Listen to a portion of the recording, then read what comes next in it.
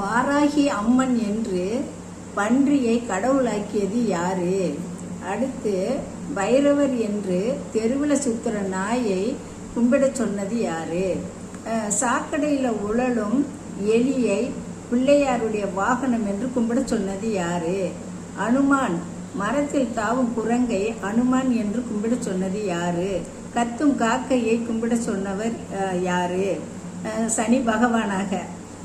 கூவும் சேவலை கும்பிட சொன்னது யாரு? காட்டில் வாழும் புலியை ஐயப்பனுடைய கடவுளோட சேர்த்து கும்பிட சொன்னது யாரு? கொடூரமான சிங்கத்தை சக்தியோட வாகனம் என்று கும்பிட சொன்னது யாரு? விஷத்தை கக்கும் பாம்பை கும்பிட சொன்னது யாரு? 6 அறிவு படைத்த மனிதர்கள் 5 அறிவு படைத்த மிருகங்களை கடவுள்களாக நினைச்சு நம்மளை கும்பிட சொல்லியிருக்காங்களே, அதனையும் நம்பி நம்ம கும்பிட்டுக்கிட்டு இருக்கோமே, இதை சொன்னது யாரு?